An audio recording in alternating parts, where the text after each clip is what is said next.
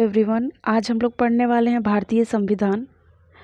भारतीय संविधान जो कि पॉलिटी के हिसाब से बहुत ज़्यादा इम्पोर्टेंट होता है, जो कि हर एग्ज़ाम में आजकल पूछा जाता है। और पॉलिटी आजकल सामाजिक अध्ययन और जीके जीएस के कुछ इम्पोर्टेंट क्वेश्चंस जो कि एक ही में इंक्लूड करके दिए जाते हैं। तो सभी एग्ज़ाम्स के लिए, जैसे यूपीएसआई में भी और यूपी टेट हुआ, सुपर टेट हुआ, सभी तरह के एग्ज़ाम्स के लिए इक्वली इम्पोर्टेंट होते हैं। तो संविधान की बात करते हैं तो संविधान जो है वो उसमें पहले 22 भाग थे, जो कि अब 22 ना हो करके अब 25 हो गए हैं। तो इसमें 25 भाग हो गए हैं। और इसकी बात करें तो भाग 1 में जो है वो संघ और उसका राज्य क्षेत्र जो है वो 1 से 4 तक पढ़ा गया है। मूल संविधान में 22 भाग थे, लेकिन वर्तमान में 25 भाग हैं। और इसके निर्माण में कितना समय लगता है ये तो जानना ज़रूरी है। तो इसमें 2 साल 11 महीने और 18 दिन लगा था। और सबसे मोस्ट इम्पॉर्टेंट बात ये है कि संविधान इतनी जल्दी तैयार नहीं हुआ। जैसे कि आप लोग जानते हैं कि 2 साल 11 महीने और 18 दिन लगा था।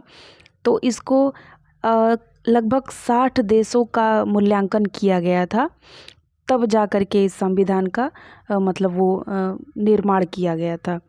60 देशों का अध्ययन करने के बाद जा कर के ये सुझाव हुआ कि कुछ कुछ चीज़ें जैसे इसमें ली हुई हैं, इसी वजह से ये इसका निर्माण तब जा कर के हुआ कि पहले दूसरों, जैसे आप किसी चीज़ को वो कर लेते हैं, ऑब्ज़र्व कर लेते हैं कि ये चीज़ कितना सही है आपके लिए, कितना नहीं है।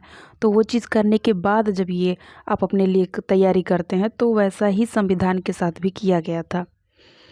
संविधान में भाग 1 में अगर देखा जाए तो संघ और उसके राज्य क्षेत्र हैं, जो कि अनुच्छेद 1 से 4 तक है। भाग 2 में नागरिकता है, जिसके बारे में हम पढ़ेंगे। ये थोड़ा सा मिस्टेक हो गया, ये 511 नहीं है, ये 5 से 11 है।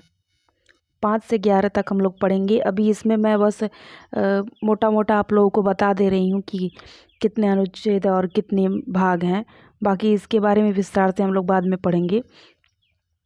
भाग 3 की बात करें तो मूल अधिकार है, जो कि अनुच्छेद 12 से 35 तक है, जो कि समता का अधिकार, धार्मिक स्वतंत्रता का अधिकार, ये सारी चीज़ें जो हम लोग पढ़ते हैं वो सारी चीज़ें इसमें दी हुई हैं।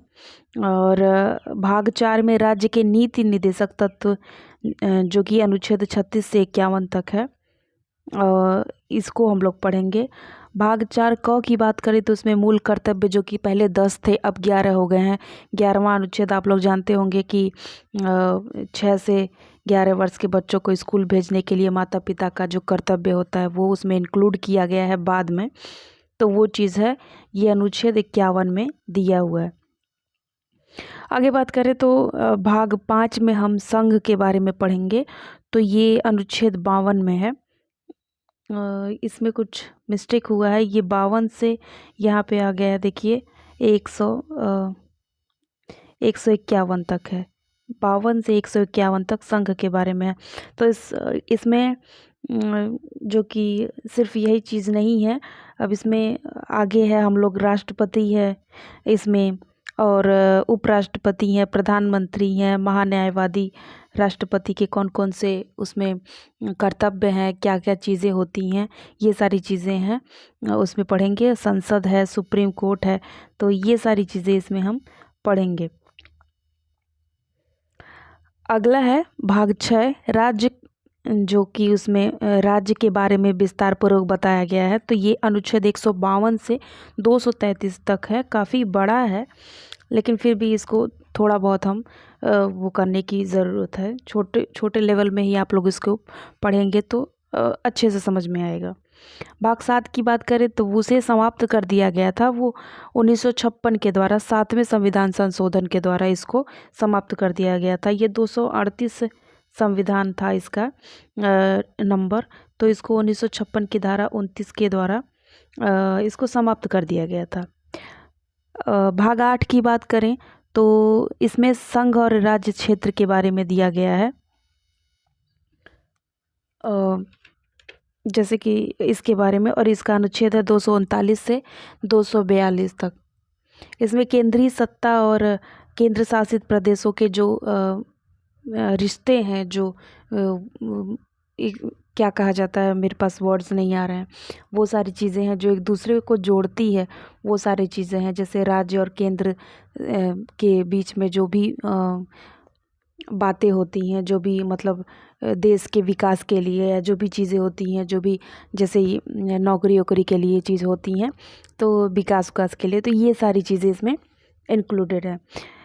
भाग 9 की बात करें तो भाग 9 में पंचायती राज, जो कि 243 से क से 243 अड़ तक है, काफ़ी बड़ा है इसमें। तो आप सभी जानते हैं कि पंचायती राज का जो शुरुआत हुआ था वो 1973 में हुआ था, पंचायती राज का, और इसकी शुरुआत हुई थी।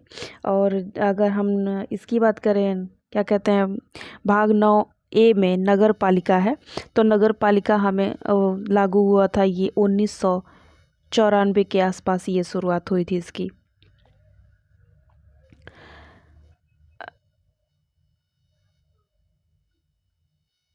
अगला है भाग 10। भाग 10 में हम जानेंगे अनुसूचित जनजाति के क्षेत्र के बारे में, जो कि अनुच्छेद 244 से 244 क तक है।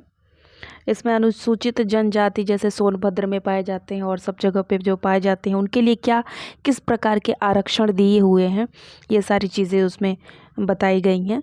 और बात करते हैं भाग 11 के बारे में, तो ये संघ और राज्य के बीच का संबंध जो कि है कि केंद्र शासित और संघ के बीच में क्या क्या बातें होती हैं, क्या क्या वाद विवाद होता है, क्या क्या फैसले लिए जाते हैं देश के लिए और राज्य के लिए, केंद्र के लिए, ये सारी चीज़ें इसमें बताई गई हैं। भाग 12 की बात करें तो इसमें वित्त आयोग, यानी कि बजट वगैरह और संपत्ति कितना देश के विकास के लिए या कितना साल के लिए खर्च होता है, तो इसकी वित्त मंत्री हैं, आप लोग जानते हैं, निर्मला सीतारमण, उन्हीं के द्वारा ये सारा चीज़ किया जाता है। तो ये आप लोग पढ़ेंगे अनुच्छेद 264 से 300 क तक। भाग 13 की बात करें तो भारत के राज्य क्षेत्र के भीतर जो व्यापार, वाणिज्य और समागम चीज़ें हैं, जो कि किस प्रकार के व्यापार होते हैं, आयात निर्यात दूसरे देशों से क्या चीज़ें हैं, कैसे वाणिज्य चलता है, ये सारी चीज़ें हैं। तो ये अनुच्छेद 301 से 307 तक है, ये आप पढ़ेंगे। और भाग 14 है, तो भाग 14 में आप पढ़ेंगे संघ और राज्यों के अधीन सेवाएं कौन कौन सी हैं, ये अनुच्छेद 308 से 323 तक है। बात करें भाग 15 का, तो निर्वाचन आयोग के बारे में इसमें पढ़ेंगे, जो कि अनुच्छेद 324 से 329 क तक है। तो ये है, और इसमें हम जानते हैं कि बस यही तक आप लोगों को पढ़ना होगा, और इससे रिलेटेड सही टॉपिक्स एक एक करके हम एक एक दिन सॉल्व करेंगे। तो काफ़ी वीडियोस अपलोड करूँगी जिससे आप लोगों को आसानी होगी, और इसे हम छोटे छोटे पार्ट्स में अपलोड करेंगे ताकि आप लोगों को ज़्यादा मतलब लेंदी ना लगे, कम समय में आप लोग जल्दी से उसको याद कर लें। देखिए, वीडियोस अगर छोटे होते हैं तो उसको याद करने में उसे 2-3 बार अगर आप देख लेंगे, उसे रट लेंगे, तो आप लोगों को याद हो जाएगा माइंड में। लेकिन अगर वीडियोस बड़े होते हैं तो आप लोग अच्छे से उसे याद नहीं कर पाते हैं। तो नेक्स्ट वीडियो में मैं अपने पहले टॉपिक के साथ संघ और उसके राज्य क्षेत्र के बारे में लेकर के आऊँगी। और इसमें मोस्ट इम्पॉर्टेंट चीज़ जो है वो है हमारा मूल अधिकार। जैसे कि भाग 4 की बात करें और भाग 3 की बात करें, भाग 3 में मूल अधिकार है 12 से 35, ये चीज़ें ज़्यादा पूछी जाती हैं। और आपका नीति निर्देशक तत्व है, ये भी आप लोगों को पढ़ना ज़रूरी है।